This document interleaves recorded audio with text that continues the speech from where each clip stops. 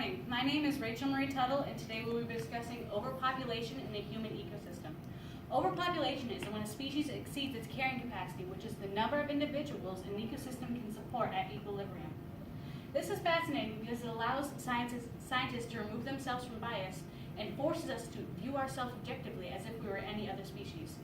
Overpopulation has many factors, but it stems from the equation of 2 hands and 1 mouth, which dictates that for every 2 extra working hands that we have 1 more mouth to feed.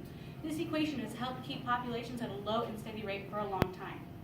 Basically, what is happening now is that we are reproducing at a rate greater than that we are dying, which is causing multiple crises with essential resource allocation, pollution, and wildlife infringement.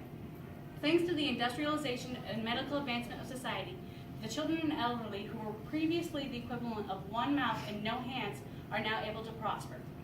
As the birth rate grows up to 4 babies per second and the death rate goes down to 2 people per second, we experience a massive exponential boom in our overall population. With no real predator to keep us in check, like the population of moose and elk in Yellowstone National Park, we are experiencing a complete revitalization of population. In the case of Yellowstone Park, the apex predator was removed, and prey were able to overpopulate naturally and almost eating their food source to extinction.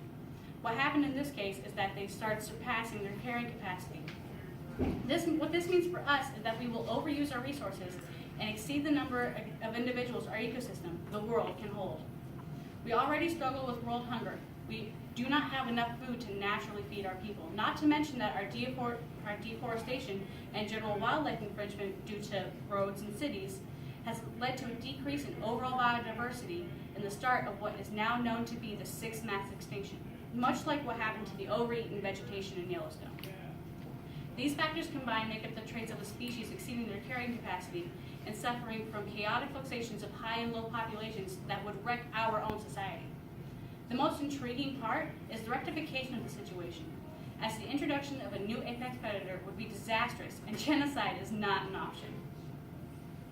What's more is that lower socioeconomic levels tend to have a higher stress on children because they also put a stronger emphasis on family. Diverse cultures also tie in the idea of femininity with childbearing, and it is immoral to attack either of these 2 categories. Change must then come from the individual. By working to change the notion that children are a right to that they are a privilege, and to be conscientious of alternatives such as contraception and adoption.